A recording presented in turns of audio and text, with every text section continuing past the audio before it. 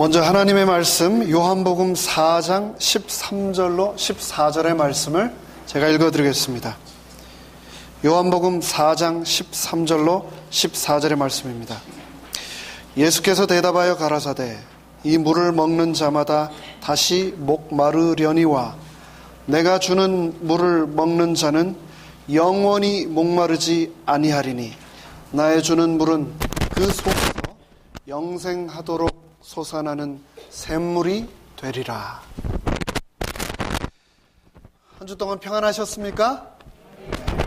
비가 와서 가뭄이 해갈되기 때문에도 행복한 한 주였는데 그 비가 잠시 멈추고 이렇게 맑은 또 안식일이 되니까 너무나 또 기분도 상쾌하고 또 하나님께 감사드리는 그런 특별한 안식일입니다. 오늘은 제목이 뭔가요? 영원히 목마르지 아니하리라 라고 하는 제목으로 말씀을 나누고자 합니다. 시골에 살던 한 처녀가 서울로 파출부라도에서 돈을 벌려고 상경을 했습니다. 처음으로 간 집이 마침 이 주인 아저씨의 생일이었는지 손님들이 많이 와서 분주하게 일을 하는데 이 음식이 짰던 모양입니다. 주인 아저씨가 자꾸 냉수를 찾았습니다. 그래서 냉수를 몇 번을 날랐는데 갖다 주자마자 벌컥벌컥 들이키고 또 조금 있다가 또 한 잔 가져오라고 하면 또 갖다 주면 벌컥벌컥 들이키고, 그런데 그러다가 이번에는 이 주인 아저씨가 이 처녀에게 물을 또 한 잔 갖다 달라고 했는데 이 처녀가 빈 컵을 들고 왔습니다. 그리고 주인이 의아해서 물었습니다. 아니 냉수 한 잔 갖다 달라니까 왜 빈 컵으로 와? 그러자 이 아가씨가 이렇게 얘기를 했습니다. 누가 우물에 앉아있슈? 이게 무슨 말인가? 저희 그림에 보면 우물이 보이는데 무슨 우물인지 아시겠습니까? 네. 시골에서 올라간 아가씨가 우물에서 물을 부지런히 길어다 줬는데 누가 그 우물에 앉아서 일을 보고 있었던 겁니다. 오늘은 양변기 우물 말고 두레박으로 물을 길어 먹는 진짜 우물 이야기를 드리고자 합니다. 시대의 소망 시리즈로 지난 안식일부터 말씀을 드렸는데 오늘은 그 두 번째 시간 시대의 소망 제19장 야곱의 우물가에서 라고 하는 챕터를 본문으로 영원히 목마르지 아니하리라 라고 하는 제목의 말씀을 드리겠습니다. 먼저 이 본문으로 들어가기 전에 물에 대해서 잠시 한번 함께 생각을 해보도록 하겠습니다. 물하고 건강이 연관이 있습니까? 있습니다. 물을 사용해서 치료한 이 인류 역사의 여러 치료 방법들은 가장 오래된 방법 중에 하나입니다. 그런데 그 두 가지 대표적인 방법이 있는데 첫 번째는 물을 인체 내부에 넣어서 치료를 하는 방법이 하나가 있고 또 두 번째는 물을 인체 외부에 사용해서 치료하는 방법이 있습니다. 우리 몸과 인체는 얼마나 상관이 있는가? 이 구성 비율을 한번 또 살펴보겠습니다. 우리 몸의 약 몇 퍼센트가 물이라고요? 약 60%가 물이다라고 얘기를 합니다. 근데 이렇게 보면 다 똑같을 것 같지만 어떤 사람은 물이 좀 많은 사람이 있고 어떤 사람은 물이 좀 덜한 사람이 있습니다.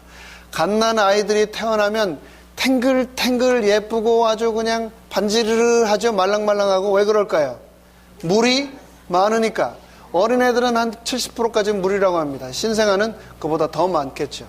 그런데 한 60% 되다가 나이가 점점 들면 물이 줄어들어서 조금씩 쪼그라드는 겁니다. 매일 하루에 우리가 물을 몇 잔씩 마실까요? 한 6잔에서 8잔 정도씩은 마시고 있습니다. 또 그렇게 마셔야 되고요. 그렇게 마신 물을 매일 우리는 2000cc에서 약 2500cc를 배출하고 있습니다.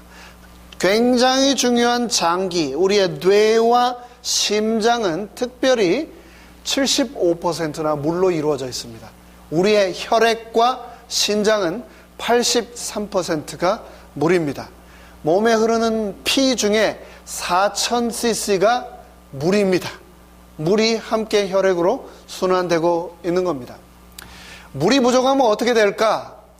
여러분 그 음료수 중에 한국의 음료수 중에 2%라고 하는 음료수 혹시 기억하시는지 모르겠습니다.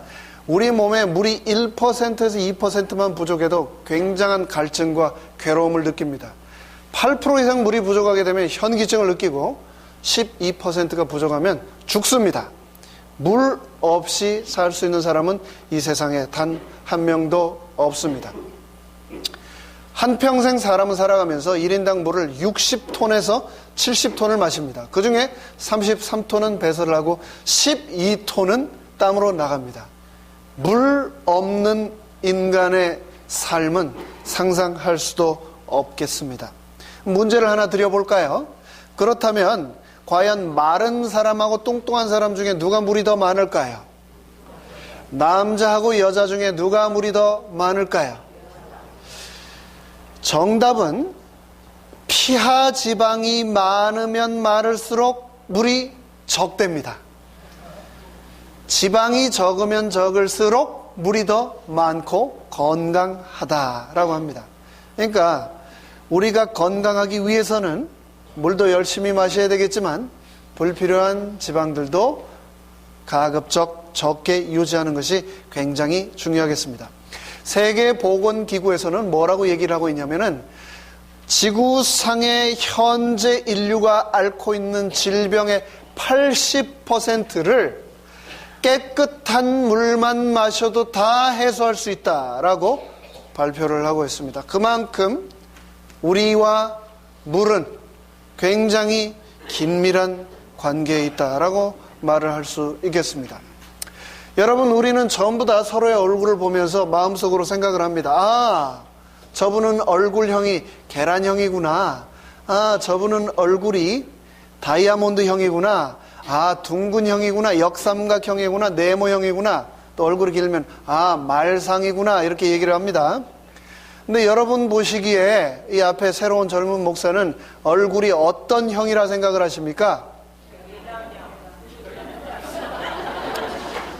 저는 제 스스로를 볼이 약간 통통하고 사르르 이렇게 기름기가 흐르는 이런 제 얼굴형을 제 스스로는 물방울형이라고 부르고 싶습니다. 저를 볼 때마다 물 한 컵씩 더 드시면 좋겠습니다. 우주에서 보면 이 지구라고 하는 별의 3분의 2가 뭡니까? 물이에요. 물. 3분의 2가 물이라고요. 그렇기 때문에 이 지구는 파란 별입니다. 아름다운 별이에요. 그런데 왜 물이 부족하다고 하는지 모르겠어요. 많은 사람들이 물이 부족해서 얼마나 힘든지 모릅니다.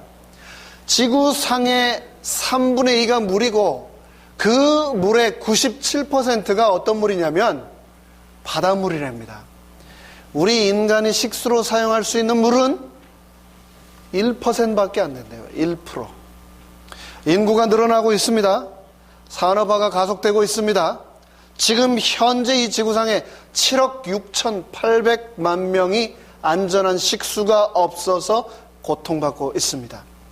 2016년 통계로 세계 인구가 74억이었는데 2050년이 되면 100억이 될 거라 예상을 하고 있습니다.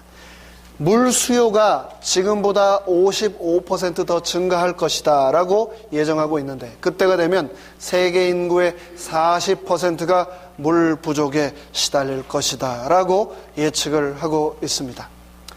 우리는 바로 얼마 전까지만 해도 이 LA, 서던 캘리포니아를 포함한 이 캘리포니아 지역이 104년 만에 가뭄이라고 하면서 물값을 인상하고 잔디에 물을 주는 것을 법으로 제한하며 굉장한 염려를 많이 했습니다. 앞으로 이 가뭄이 해소될 방법이 없다라고까지 예측을 했습니다. 그런데 바로 어제까지 그리고 이제 오늘 밤부터 또 비가 온다고 그러죠. 이 비로 인해서 우리는 또다시 큰 재해를 입을까 염려를 하고 있습니다. 기름값 올라가는 것, 주유비가 상승하는 것 우리에게 큰 부담입니까? 부담이죠. 가스값, 유틸리티, 생활비, 리빙 코스트가 올라가는 거 부담입니까? 부담입니다. 하지만 주유할 가스는 태양열이나 수력이나 원자력이나 하다못해 옥수수를 짜가지고라도 만들 수 있지만 물을 이 지구상에서 대체할 수 있는 것은 그 어느 것도 없습니다. 물은 물밖에 대체할 수 없습니다. 물은 모든 생명에 있어서 절대적으로 필요한 요소입니다.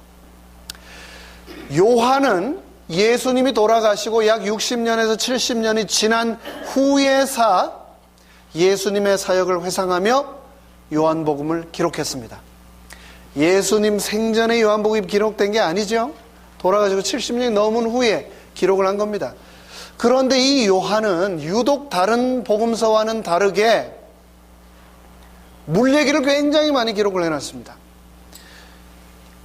요단강 물에서 침례를 받으신 예수님의 모습, 가나 혼인잔치에서 물을 포도즙으로 변화시킨 모습, 예수님이 제자들의 발을 하나하나 물로 씻기시던 모습, 그리고 물 위를 걸어 한밤중에 제자들에게 가셨던 예수님의 기적, 바다에서 물고기를 잡아주시던 예수님의 모습, 또 십자가에서 피와 무엇을? 물을 흘리셨던 예수님의 모습. 즉 예수님의 이야기, 예수님의 온갖 물의 이야기가 요한복음에 가득 차 있는 겁니다. 왜? 요한은 왜 이토록 자신의 책에 물의 이야기를 많이 자세하게 기록을 했을까요? 그것은 아마도 생명의 근원은 되는 이 물이 우리 내면의 생명의 근원이 되는 예수님께로 우리의 시선을 돌리고자 한 저자 요한의 의도 때문이 아니었을까 생각을 합니다. 오늘 이야기는 요한복음 4장을 배경으로 야곱의 우물가라고 불리우는 곳에서 두 남녀가 나눈 대화를 기록한 내용입니다. 복음서 그 어떤 챕터에도 이렇게 예수님께서 한 사람과 길게 자세하게 대화를 하신 적이 없습니다. 이렇게 긴 대화를 나눈 기록이 없습니다. 그런데 그것도 정통 유대인 남자가 사마리아 한 여인, 이름도 기록되지 않은 이 여인과 그토록 긴 대화를 나누신 이유가 무엇일까요? 이것을 요한은 왜 기록했을까요? 자, 그러면 이제 본문 속으로 함께 들어가 보겠습니다. 제가 읽겠습니다. 유대를 떠나서 다시 갈릴리로 가실새 사마리아를 통과해야 하겠는지라.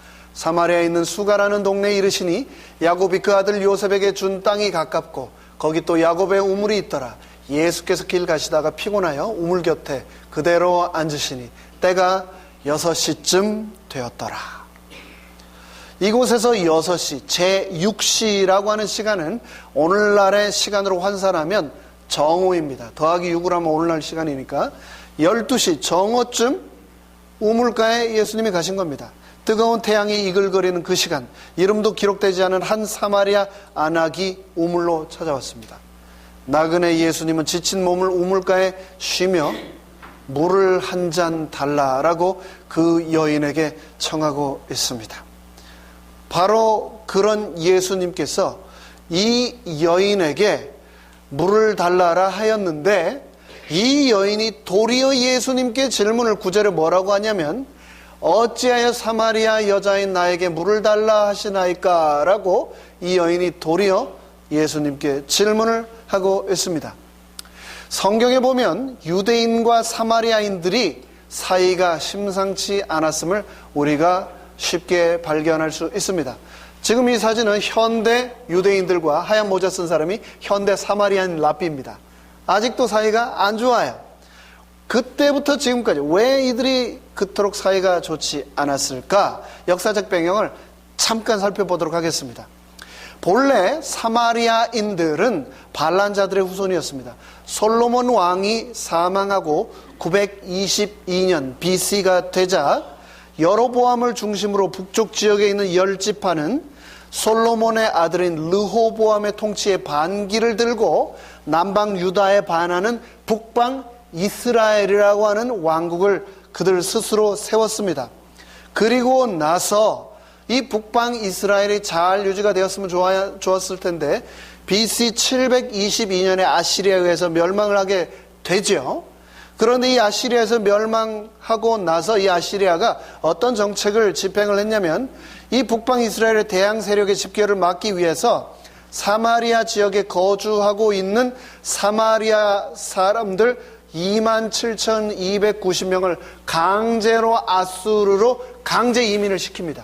사마리아 사람들을 잡아다가 아수르로 북쪽으로 끌고 간 거죠. 그러면서 동시에 아시리아 지역에 살고 있는 사람들 3만 명을 사마리아로 또 강제 이주를 시켜서 통혼을 시킵니다. 결혼을 시켰습니다. 피를 섞은 거죠. 그래서 이 사마리아인들은 시간이 지나면서 더 이상 유대인이 아닌 완전히 아시리아인과 섞인 새롭게 탄생한 혼혈 민족이 되어버리고 만 겁니다. 이런 순수하지 못한 혈통을 유대인들은 굉장히 멸시했습니다. 굉장히 무시했습니다. 그런데 그것이 전부가 아니었습니다. 그 이후에 또 여러 일들이 일어났는데 그 중에 우리가 한번 살펴보았으면 하는 내용은 그 이후에 남방 유다도 결국은 598년 망하고 말죠. 587년 바벨론의 침공에 의해서 멸망하고 맙니다. 그리고 그들이 모두 다 포로로 끌려갔습니다. 그런데 그렇게 바벨론에서의 포로 생활이 결국은 마치고 학개와 스갈의 지도하에 예루살렘으로 성전을 건축하기 위해 되돌아오지요. 그런데 예루살렘 성전을 이들이 돌아와서 재건을 할 때 사마리아인들이 우리도 예루살렘 재건에 동참하고 싶습니다 라고 했을 때 유대인들이 NO! 거절했습니다. 왜? 더럽다고 생각한 혼혈 이방 민족이라고 그들을 간주했기 때문이었습니다. 그래서 사마리아인들이 어떻게 했는가? 오케이, 예루살렘 성전을 우리에게 짓지 못한다면 우리는 우리 나름대로 그리심산 위에 우리의 성전을 세우리라 라고 해서 그들만의 그리심산 성전을 짓게 됩니다. 그러자 요한 힐기누스의 지도를 받던 유대인들이 128년 BC에 이놈들이 예루살렘 성전이 아닌 다른 성전을 세워라고 그리심산에 올라와서 사마리아인들의 성전을 완전히 파괴해 버립니다. 그러자 이 사마리아인들은 복수로 또다시 AD 6년과 9년 6월절 축제가 한참이던 예루살렘 성전 뜰에 죽은 사람의 뼈를 뿌려가며 예루살렘 성전을 모욕하는 일을 저질렀습니다. 더 이상 돌이킬 수 없는, 회복할 수 없는 깊은 원한의 고래 끝까지 이 두 민족은 가게 된 겁니다. 이후 사마리아와 유다는 통일되었음에도 불구하고 서로 철저히 외면하고 서로를 무시한 채 살아갔는데 남방 유다, 유대인인 주이시인인 예수님이 사마리아 여인에게 지금 요한복음 4장에서 말을 걸고 있는 겁니다. 왜 저에게 물을 달라고 하십니까? 유대인인 당신이 왜 저에게 물을 달라 하십니까?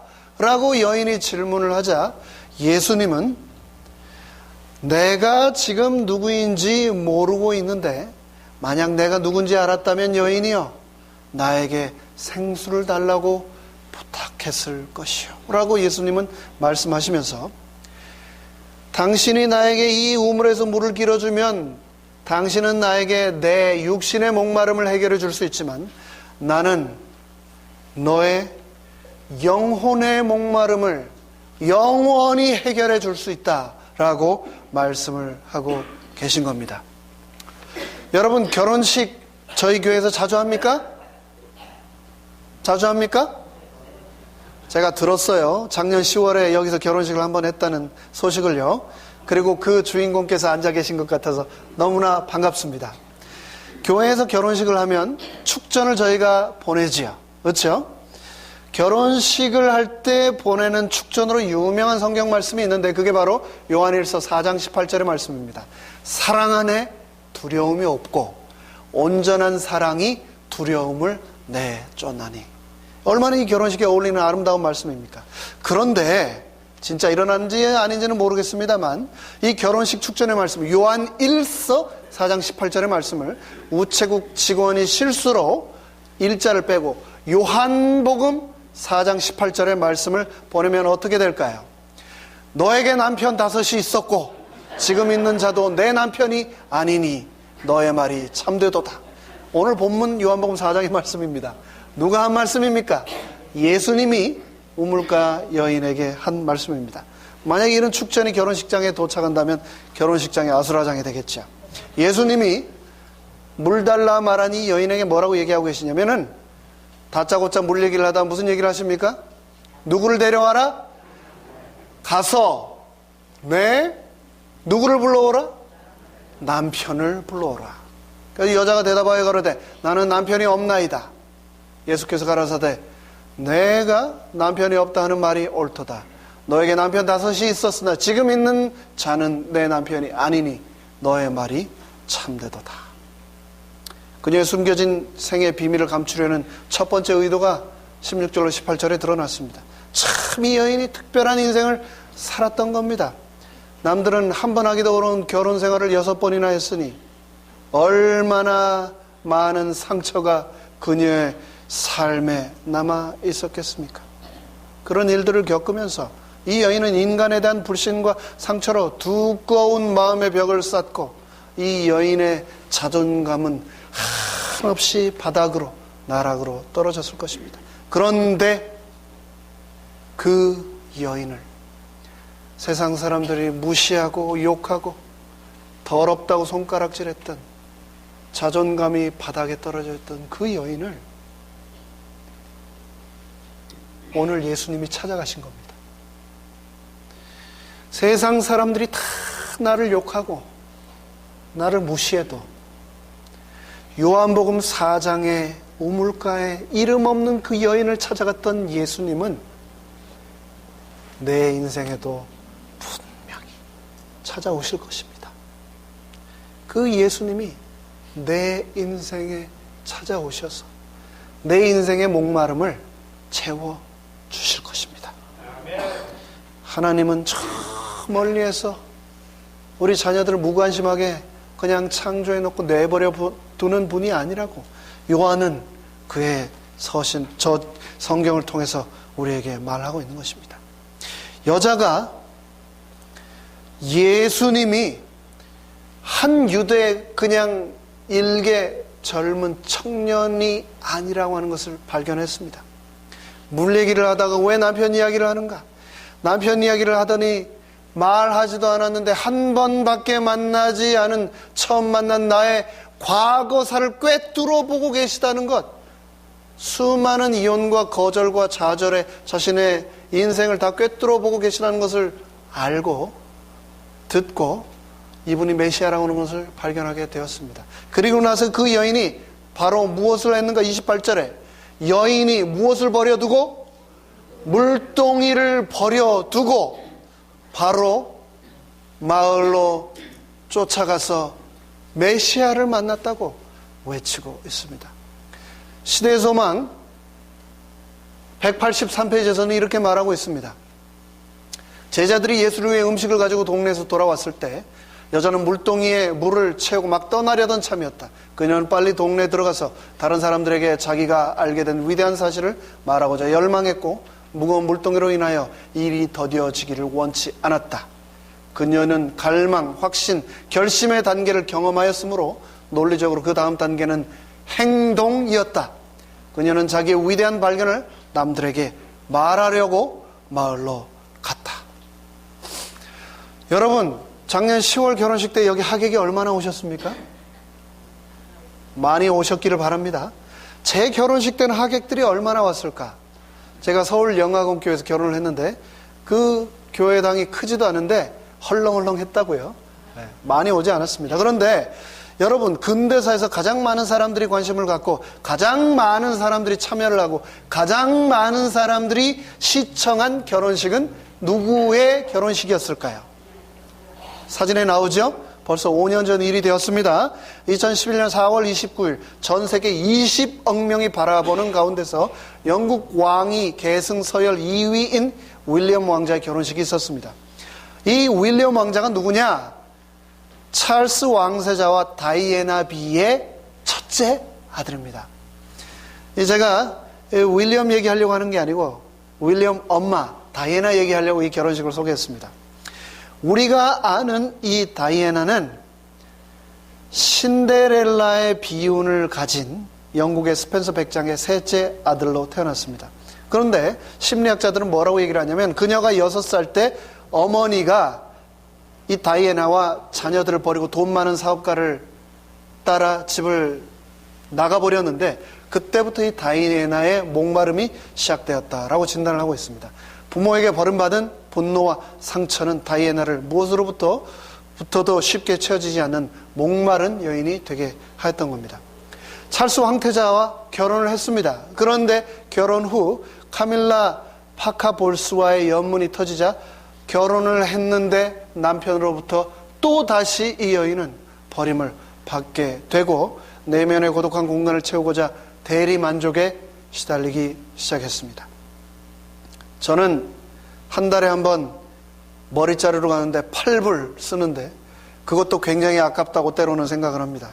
근데 다이애나가 그 고독함을 채우기 위해서 머리 손질에만 한 해 5,400만 달러를 쓰고 의상 구입에만 87만 달러를 사용했답니다. 그리고도 채워지지 않은 이 허전한 마음의 공간을 달래지 못해서 5번의 자살 시도와 거식증에 시달리면서 계속해서 애인을 바꾸었지만 결코 그 갈증이 채워지지 않았습니다. 수많은 재물도 왕세자비라고 하는 명예도 영국 왕실의 권력도 그녀를 정상적인 생활로 만들지 못했습니다. 영락 없이 우리가 사는 이 21세기에 사마리아 우물가의 여인의 삶 아닙니까? 그녀는 1997년 8월 31일 애인 이집트의 백만장자 알파 예드와 함께 파리의 리츠 호텔 식당에서 식사를 마치고 떠나던 중 파파라치들의 추격을 받고 이를 피하기 위해 과속으로 달리다가 지하 터널에서 교통사고로 37이라고 하는 꽃다운 나이에 숨을 거두고 맙니다. 말 그대로 드라마 같은 비극의 인생이 맞춰지게 된 거죠. 그녀의 목마름과 이 갈증을 이 세상 그 어떤 우물도 채워줄 수 없었습니다. 그런데 오늘 저희가 보고 있는 요한복음 4장에 나타난 이 우물가의 여인의 이야기는 똑같이 비극으로 끝날 수밖에 없는 상황인데 비극이 아닌 해피엔딩으로 끝났습니다. 그 차이가 무엇입니까? 도대체 이 우물가의 여인이 발견한 인생의 해답은 무엇입니까? 해답은 아주 단순합니다. 무엇입니까? 생수이신 누구를 만났기 때문에? 예수님을 만났기 때문입니다. 남들 눈 때문에 물 기르러 우물가에도 잘 못 나가던 대인 기피증 환자가 그리스도를 만나자 물동이를 내던져놓고 사람들을 만나기 위해 동네로 뛰어갔습니다. 고립되었던 인생이 연결된 인생으로 변화했습니다. 그 무엇도 채워주지 못하던 인생의 갈증이 속에서 끊임없이 솟아나는 생수이신 예수님을 통하여 해갈되게 되었습니다. 제가 눈 수술을 여러 번 했다고 말씀드렸죠? 그래서 굉장히 열심히 선글라스를 끼고 다닙니다. 근데 어떤 분이 저보고 선글라스 낀 모습이 꼭 북한의 김정은을 닮았다라고 얘기를 하시는 분이 계셨습니다. 중국에서 한참 유행 중인 북한 김정은 이야기 하나 들려드리겠습니다. 그냥 만든 얘기겠죠. 근데 실제로 김정은이 자기가 먹으려고 묵은 돼지를 키운다고 농장을 만들어서 저렇게 시찰하는 사진이 실제로 있습니다. 기사가. 근데 이제 중국에서 하는 그냥 김정은 이야기입니다. 김정은이 집단 농장에 현지 시찰을 나갔다가 귀여운 돼지들을 보고 순간 기분이 좋아서 갑자기 돼지들 가운데 서서 기념사진을 찍었다고 합니다. 근데 신문에 이 기사를 보도하려고 하는데 편집자가 사진 제목을 붙이지라고 고민을 하다가 김정은 동지가 돼지와 함께 계신다. 이거 아닌 것 같고 돼지가 김정은 동지와 함께 있다. 이것도 아닌 것 같고 그러다 결국 다음날 신문이 출판됐습니다. 그런데 사진 밑에 제목이 다음과 같았습니다. 왼쪽 세 번째 분이 김정은 동지이시다. 무슨 말인지 모르는 분들이 있어. 제가 설명을 해드릴게요. 너무 돼지같이 생겨서 구별이 안 가니까 왼쪽에 세 번째가 김정은 동지이시다라고 사진에 이름을 붙인 겁니다. 김정은은 식욕 때문에, 정욕 때문에, 권력욕에 취해서 그 욕심 때문에 수많은 북한 인민들을 굶주림으로 또 고통으로 몰아가고 있습니다. 얼마나 그의 행실이 잔인하고 또 뭘 인정한지는 우리가 잘 알고 있습니다. 뉴욕타임즈에서 북한 인권조사위원회 보고서를 인용해서 기사를 냈는데 뭐라고 얘기를 했냐면은 김정은이 사치품을 사들이는데 한 해 6,886억을 썼다고 합니다. 이 금액이 얼마냐? 북한 인민 전체의 식량난을 4번 해소할 수 있는 금액이라고 합니다. 근데 그 돈을 자기 혼자 수십 개에 달하는 호화 별장과 전용 영화관, 요트, 고급차를 사는데 썼다는 겁니다. 고모부를 총살시키고 수많은 사람들을 피해 숙청으로 죽이고 자신만을 위한 호화 별장과 요트에 20억짜리 벤츠를 타고 다닐지라도 김정은은 여전히 목말라 하고 있습니다. 김정은이 잠을 잘 못 잔대요. 누군가 자신을 죽일지 모른다고 하는, 죽이려고 한다고 하는 그것 때문에 잠을 자지 못한다는 겁니다. 목마른 삶을 살고 있는 겁니다. 그 무엇도 그의 갈증을 해결해 줄 수 없기 때문입니다. 우리가 찾아야 할 우물은 2000년 전 사마리아 수가라고 하는 마을에 있는 야곱의 우물이 아닙니다. 우리가 찾아야 할 우물은 바닷속 200m 지하의 태양 접촉에 의한 부산물이 전혀 없이 깨끗하다고 하는 해양 심층수가 아닙니다. 지금 2017년을 살아가는 우리가 찾아야 할 우물은 수천 년간 얼어있다가 알루미늄 탱크에 실려와서 특수 보관되어 온 알래스카 빙하수가 아닙니다. 우리가 찾아야 할 우물은 프랑스 알프스 산맥에서 흘러내려온 천연 미네랄 워터 에비앙이 아닙니다. 우리가 찾아야 할 물은 증류수가 아닙니다. 우리가 찾아야 할 물은 육각수가 아닙니다. 알카리수가 아닙니다. 우리가 찾아야 할 물은 살아있는 생수이신 리빙 워터이신 예수 그리스도이십니다. 그 물을 간절히 사모하게 되시기 바랍니다. 우리가 갈증을 느껴야 할 대상은 이성이 아닙니다. 돈이 아닙니다. 명예가 아닙니다. 생수이신 예수님께 갈증을 느껴야 하겠습니다. 그분만이 우리의 참된 예배의 대상이시며 우리의 생명의 근원 되시기 때문입니다. 우물가의 여인은 먹고 사는 것, 관계, 욕망의 문제로 뒤죽박죽된 삶을 살았습니다. 하지만 그녀가 예수님을 만나자 그 삶으로부터 자유롭게 되었습니다. 내가 예수님을 만난다면 내가 예수라고 하는 생수를 마시게 된다면 우물가의 여인의 삶이 변한 것처럼 내 삶 또한 변할 것입니다. 그러기를 간절히 사모해야 되겠습니다. 시대수망 195페이지는 이렇게 말합니다. 모든 참된 제자는 하나님 나라의 선교사로 태어난다. 여기 중요한 파트입니다. 생수를 마시는 자는 생명의 샘물이 된다. 받는 자는 주는 자가 된다. 우리가 예수라고 하는 생수를 마심으로 나 또한 나를 만나는 모든 사람들에게 생수가 되시기를 간절히 바랍니다. 요한복음 말씀을 다 함께 읽고 오늘 말씀을 마치겠습니다. 시작. 예수께서 서서 외쳐 이르시되 누구든지 목마르거든 내게로 와서 마시라. 나를 믿는 자는 성경의 이름과 같이 그 배에서 생수의 강이 흘러나오리라 하시니. 아멘.